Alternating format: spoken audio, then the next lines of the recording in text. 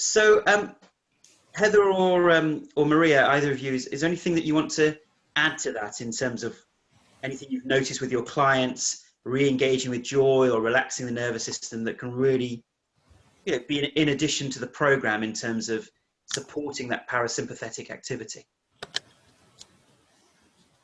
Well, only that everything is great, and that's basically what has to be said. But just to add that mindfulness also helps to be, to know. Many times what happens is that we use the techniques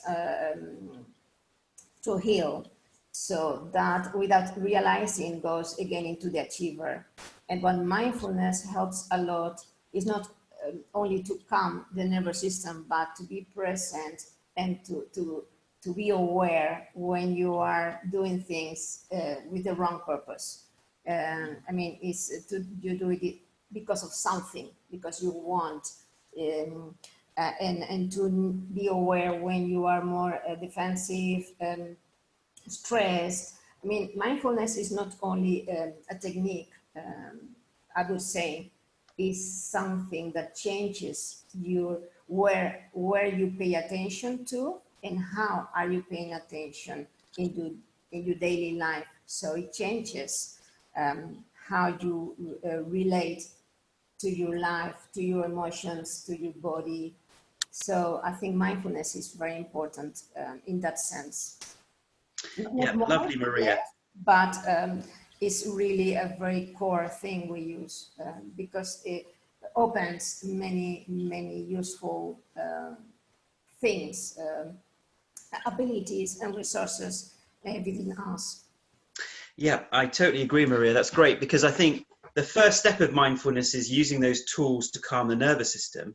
But as you say, as a result of that, we become more aware of our patterns, more aware of what's going on in our minds, bringing ourselves to the present moment and not being led by our unconscious, but instead we become more conscious. And that's a key part of, obviously, mindfulness as well.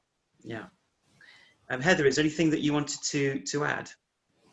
Yes, while you were talking and giving that lovely long list, I thought that it would be good to mention that the creative arts, whatever that might be, whether it's classically drawing or painting, but putting pieces of fabric together, doing things that are taking you out of the prefrontal cortex and into the intuitive, non-verbal, creative side is just so good for getting away from that thinking, like the ultimate distraction, really.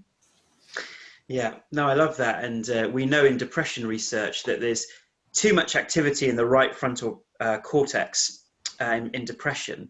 And actually, when we're able to shift the spotlight of consciousness onto something different, then that begins to calm down, and we then get less activity in the right prefrontal cortex. And creative pursuits are a brilliant way of engaging the emotional mind and taking this beyond the mind, actually. So I love that. I think it's really, really important for us. And it's so interesting because as children and even teenagers, we're encouraged to have a creative pursuit. It's part of school life. But then when we become adults, we get so lost in the day-to-day work and what we need to do, we forget to have a creative outlet sometimes for ourselves. And for me, that is actually singing. As a lot of people know, I love karaoke and singing. And I know that when I sing, it doesn't matter if I'm not singing great, I don't care. The approval seeker is gone, thank God. I'm in the moment, I'm enjoying it. And that's taking me beyond the mind. And I love for all of us to find what is a creative pursuit or hobby that can really re-engage us with joy. I think that would be really lovely.